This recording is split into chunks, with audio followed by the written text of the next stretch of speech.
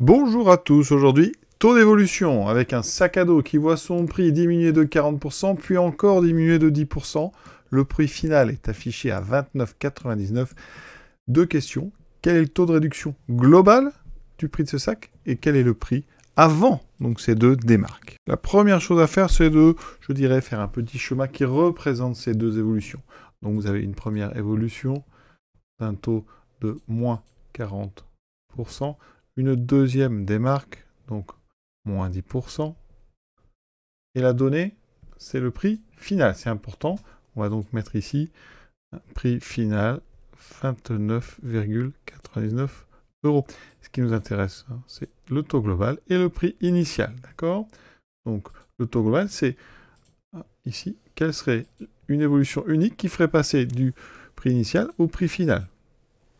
Pour avoir le taux global, il faut calculer le coefficient global. Le coefficient global, c'est le produit des différents coefficients. Donc on a une première évolution de moins 40, ce qui correspond à un coefficient, alors je refais le cours, 1 moins 40 sur 100, ce qui fait 1 moins 0,4, donc 0,6. Une baisse de 40%, ça revient à multiplier par 0,6, autrement dit 0,60. Une baisse de 10%, c'est le même raisonnement, ça fera 1 moins 10 sur 100, ça sera une multiplication par 0,9.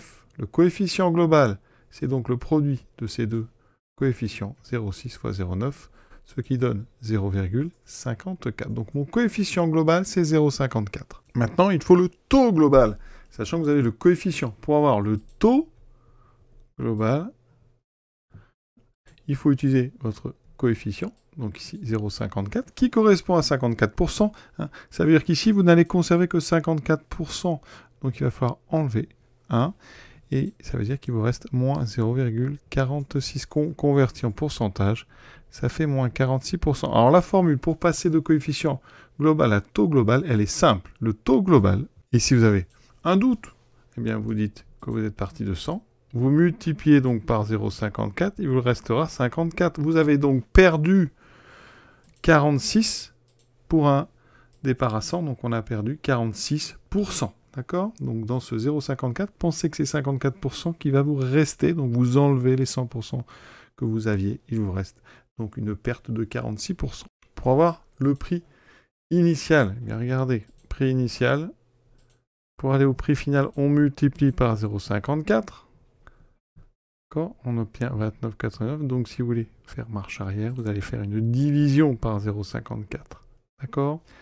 Donc on va faire 29,99 divisé par 0,54. La calculatrice m'annonce 55,537. Donc on va arrondir à deux chiffres à virgule.